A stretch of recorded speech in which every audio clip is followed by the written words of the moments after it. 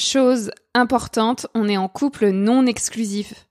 Ça signifie qu'on ne se doit pas d'exclusivité sexuelle. On peut coucher avec d'autres personnes si on le souhaite sans raconter les détails à l'autre. C'est très important pour moi car l'exclusivité du couple hétéro me répugne.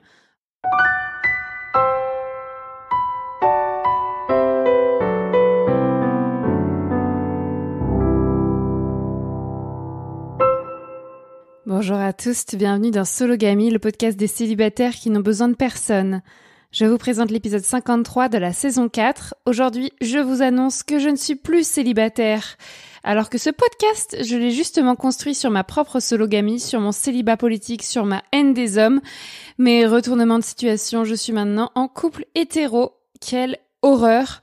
Je vous raconte tout ce qui s'est passé et ce qui se passe actuellement dans cet épisode. Mais d'abord, je me présente, je m'appelle Marie-Albert, j'ai désormais 30 ans et j'habite à Cherbourg en France. Je suis une aventurière, journaliste et autrice féministe. Je me définis comme une femme cisgenre, pansexuelle, française, blanche, jeune, mince, valide, athée et d'origine bourgeoise. Je vais commencer l'épisode en citant un retour sur mon travail. Steph m'a écrit le 18 octobre 2023 sur mon compte Instagram MarieAlbertFR. Elle m'a écrit ça. J'écoute tes podcasts en boucle, j'ai 40 ans, donc beaucoup plus vieille que toi. Merveilleux récit, je me reconnais tellement. Le podcast sur le mauvais sexe avec la séquence sur Aya Nakamura, j'ai vécu la même avec un ariégeois il y a quelques semaines. Il est arrivé au moment où j'étais si seule. Je connais bien la dépendance affective et tes récits me parlent, me font rire, me touchent. Tu parles de se respecter, j'en suis là. Merci beaucoup pour ton message, Steph.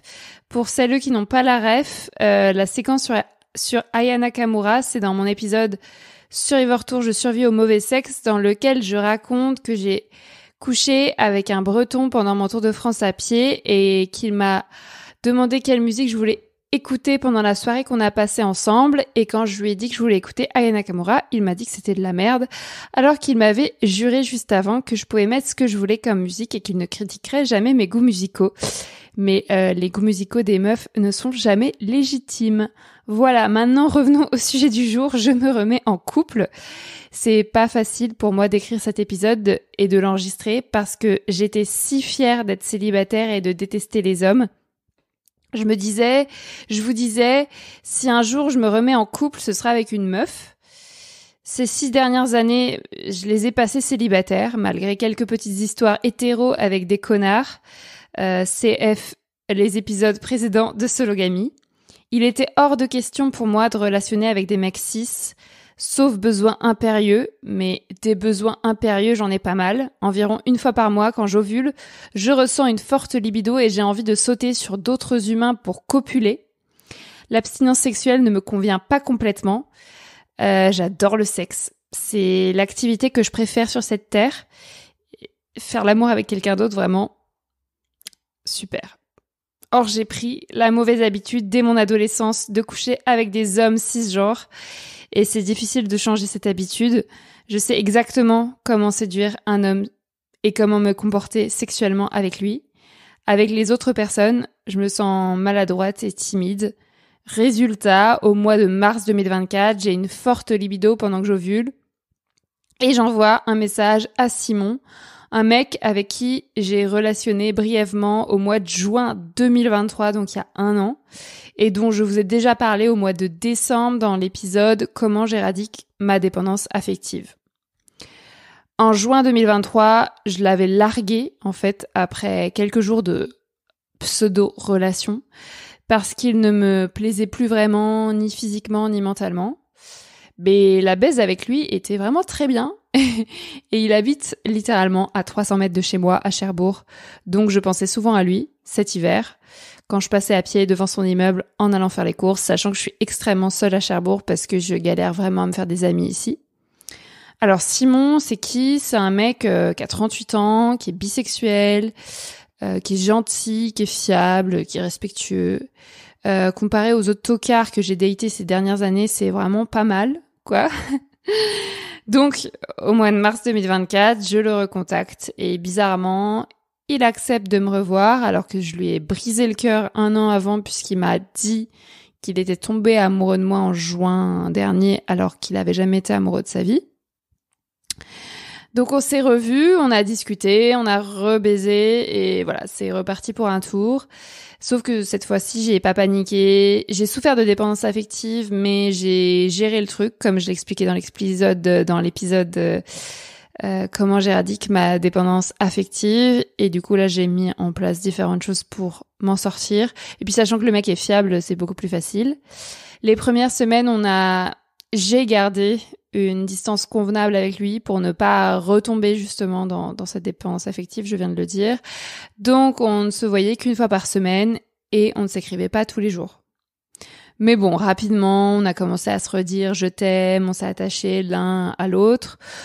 Au moment où j'enregistre cet épisode, on est en août 2024, donc ça fait 5 mois qu'on est ensemble. On se voit plusieurs fois par semaine quand je suis à Cherbourg et on s'écrit quasiment tous les jours des messages sur WhatsApp. Mais bon, je pars souvent en voyage en vacances, donc je suis souvent loin de Cherbourg et on est parfois séparés pendant 3 semaines, 1 mois. Mais tout se passe bien, on s'entend bien, on mise vraiment sur la communication et la baise est toujours super.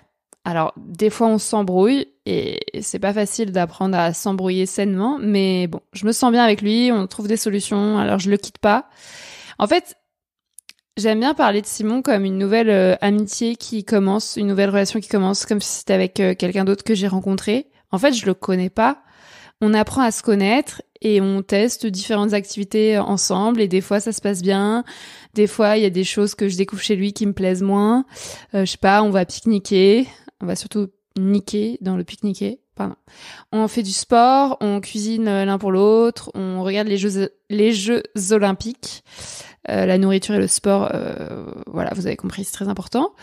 Et on dort pas ensemble, on a essayé 2 fois de dormir ensemble et c'était un échec les 2 fois. Car je dors très mal avec les hommes. Enfin, je dors très mal avec les gens en général, mais avec les hommes encore plus. Et franchement, mon sommeil est précieux. J'ai la flemme de travailler, de m'entraîner pour dormir avec lui, alors que vraiment, on n'habite pas loin l'un de chez l'autre. Donc, on peut rentrer chez soi à 3h du mat si on veut. Enfin, il n'y a pas de souci pour mieux dormir. On habite chacune dans des grands appartements, des logements sociaux à Cherbourg. On habite seul, tout près. Et c'est vraiment pratique. On se doit rien. On respecte nos propres limites. En fait, Simon, il a jamais été en couple long. Enfin, c'est ce qu'il dit. Il dit qu'il a jamais été en couple avant, mais bon, il a quand même déjà eu des relations, mais il dit qu'il a jamais été en couple avant. Donc, il découvre plein de choses. Et donc, je l'ai dit, il a 38 ans, donc 8 ans de plus que moi. Et ça me gêne d'un point de vue féministe. Mais bon, de toute façon, il y aura jamais 100% de mes critères qui seront remplis dans une relation avec un mec. Chose importante, on est en couple non exclusif. Ça signifie qu'on ne se doit pas d'exclusivité sexuelle. On peut coucher avec d'autres personnes si on le souhaite sans raconter les détails à l'autre. C'est très important pour moi car l'exclusivité du couple hétéro me répugne. Mon corps n'appartient qu'à moi et vice-versa. Ce n'est pas parce que je baise une autre personne que j'aime moins Simon et vice-versa. Moi, j'adore séduire et faire du sexe. Donc, si demain, je rencontre quelqu'un qui me plaît, je ne me priverai pas, si la personne est consentante, évidemment. Donner de l'amour à plusieurs personnes à la fois, ça me semble normal et plutôt sain. C'est ce que je fais en amitié. J'ai plusieurs amis en même temps, peut-être que vous aussi. Et si je ressens de la jalousie envers des amis de mes amis, en fait, c'est mon problème, pas le leur. Ça m'arrive, mais c'est plutôt rare, ça se gère. En fait, on vit dans une société capitaliste où la compétition est quotidienne, mais les relations amoureuses, amicales, doivent vraiment en sortir. Bref, je me sens heureuse avec Simon et il me dit qu'il est heureux aussi. Dans quelques semaines, je repars sur mon Tour de France à pied, le Survivor Tour. Je vais marcher le long de la côte méditerranéenne pendant plusieurs semaines.